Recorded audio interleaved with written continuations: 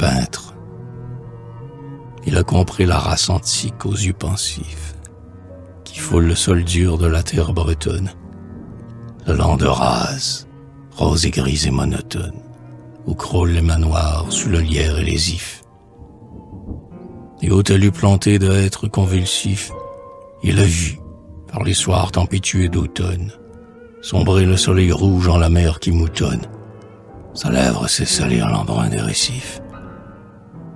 Il a peint l'océan splendide, immense et triste, où le nuage laisse un reflet d'améthyste, l'émeraude écumante et le calme saphir. Et fixant l'eau, l'air, l'ombre et l'heure insaisissable, sur une toile étroite il a fait réfléchir le ciel occidental dans le miroir des sables.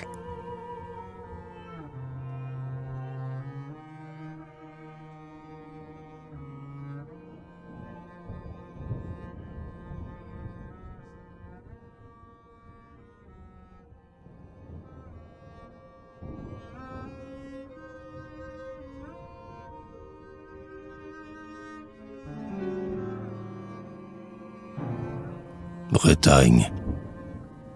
Pour que le sang joyeux dompte l'esprit morose, il faut, tout parfumé du sel des goémons, que le souffle atlantique emplisse tes poumons. Arvor t'offre ces capes que la mer blanche arrose. La jonc fleurit, la bruyère est déjà rose. La terre des vieux clans, des nains et des démons, Amy, te garde encore sur le granit des monts. L'homme immobile auprès de l'immuable chose. Viens, partout tu verras, par les landes d'Arès, monter vers le ciel morne, infrangible cyprès, le menhir sur lequel gît la cendre du brave, et l'océan, qui roule en un lit d'algues d'or, hisse la voluptueuse et la grande oxymore, bercera ton cœur triste à son murmure grave.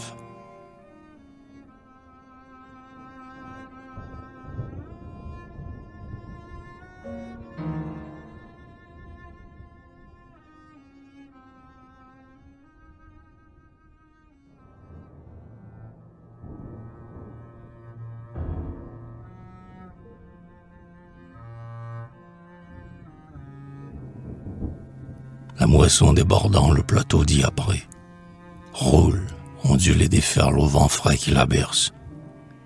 Et le profil, au ciel lointain, de quelques herses, semble un bateau qui tangue et lève un noir beaupré.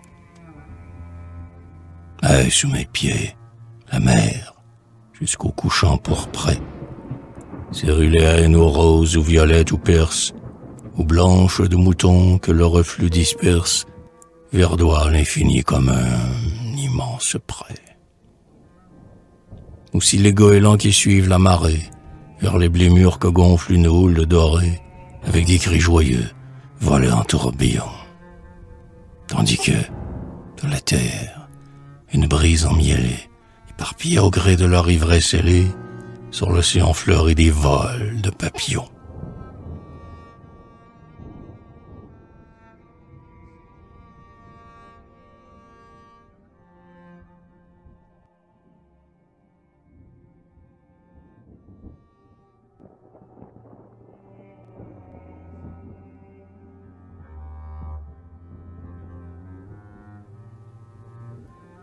Soleil couchant,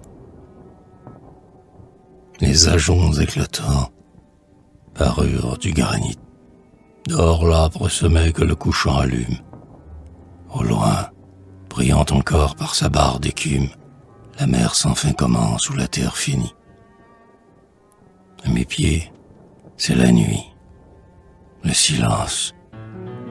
Le nid se tait, l'homme est rentré sous le chaume qui fume. Seul, l'angélus du soir, ébranlé dans la brume, à la vaste rumeur de l'océan s'unit. Alors, comme du fond d'un abîme, des traînes, des landes, des ravins, montent des voix lointaines, de pâtres attardés ramenant le bétail. L'horizon tout entier s'enveloppe dans l'ombre, et le soleil mourant, sur un ciel riche et sombre, ferme les branches d'or de son rouge éventail.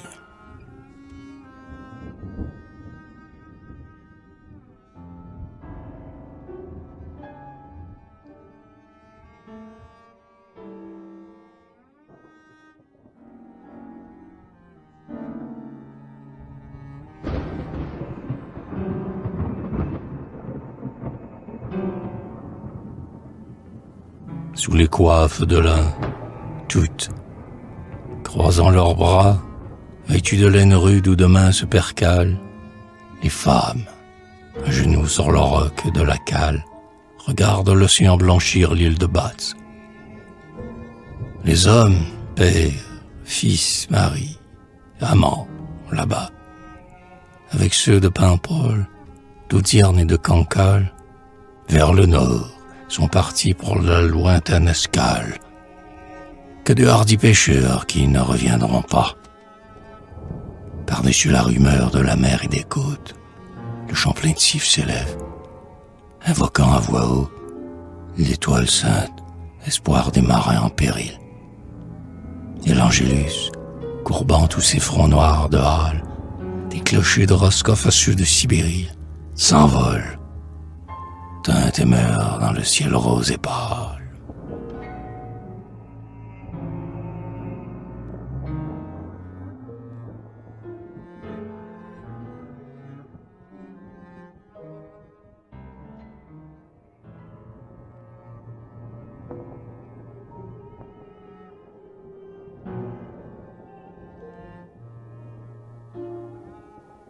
Le bain.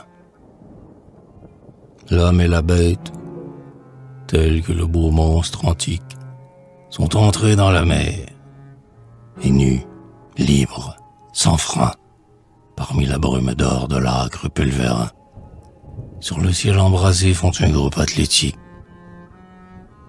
Et les talons sauvages et le dompteur rustique, humant à plein poumon l'odeur du sel marin, se plaisent à laisser sur la chair et le crin frémir le flot glacé de la rue d'Atlantique.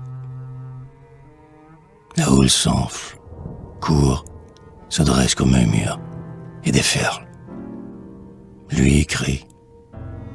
Il hennit, et sa queue, en jets éblouissants, fait rejaillir l'eau bleue.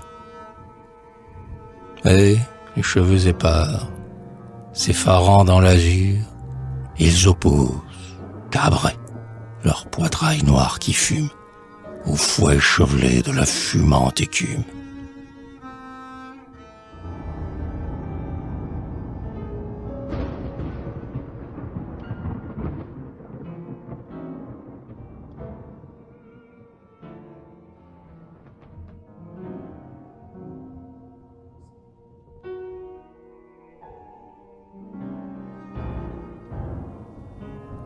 Blason céleste. J'ai vu parfois, ayant tout l'azur pour émail, les nuages d'argent et de pourpre et de cuivre, à l'Occident où l'œil s'éblouit à les suivre, peindre d'un grand blason le céleste vitrail. Pour cimier, pour support, l'héraldique bétail, licorne, léopard, alérion guivre, monstres, géants captifs qu'un coup de vent délivre, exaucent leur stature et cabrent leur poitrail. Certes, au champ de l'espace, en ces combats étranges que les noirs séraphins livrèrent aux archanges, cet écu fut gagné par un baron du ciel. Comme ceux qui jadis prirent Constantinople, il porte, en bon croisé, qu'il soit Georges ou Michel, le soleil, besant d'or, sur la mer de Sinople.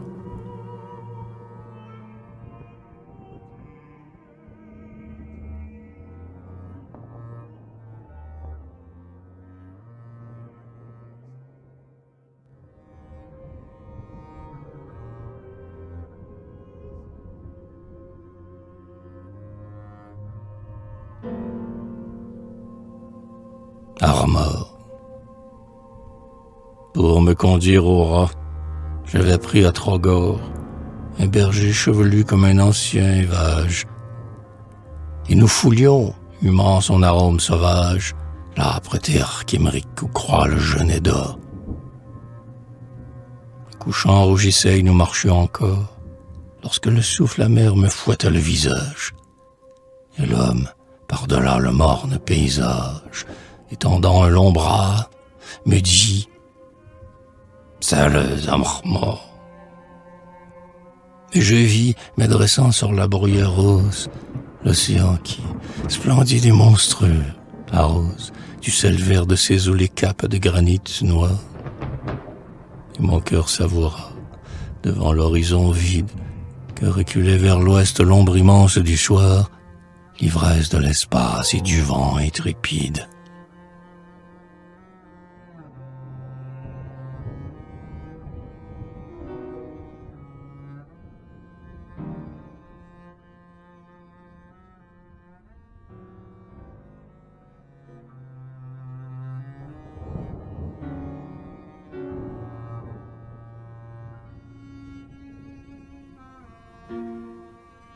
Mer montante. Le soleil semble un phare à feu fixe et blanc. Du ras jusqu'au Penmar, la côte entière fume. Et seul, contre le vent qui rebrousse leurs plumes, à travers la tempête errent les goélands. L'une après l'autre, avec de furieux élans, les lames glauques sous leur crinière d'écume, dans un tonnerre sourd s'éparpillant en brume, en panache au loin les récifs ruisselants. Et je laissais courir le flot de ma pensée.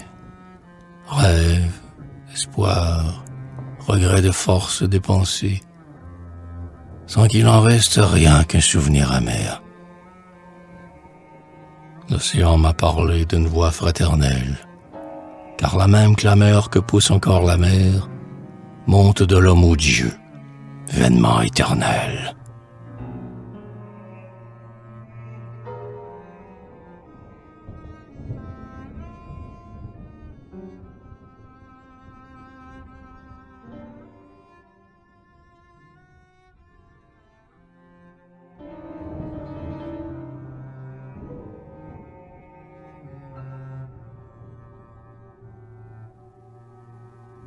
Brise marine. L'hiver a défleuri la lande et le courtil. Tout est mort. Sur la roche uniformément grise, où la lame sans fin de l'Atlantique brise, le pétale fané pend au dernier pistil. Et pourtant je ne sais quel arôme subtil, exhalé de la mer jusqu'à moi par la brise, d'un effluve si tiède emplit mon cœur qu'il grise. Ce souffle étrangement parfumé, d'où vient-il? Ah, je le reconnais. C'est de 3000 lieues qu'il vient, de l'ouest, là-bas où les Antilles bleues se pâment sous l'ardeur de l'astre occidental. Mais j'ai, de ce récif battu du flot qu'Émeric, respiré dans le vent qu'embauma l'air natal, la fleur jadis éclose au jardin d'Amérique.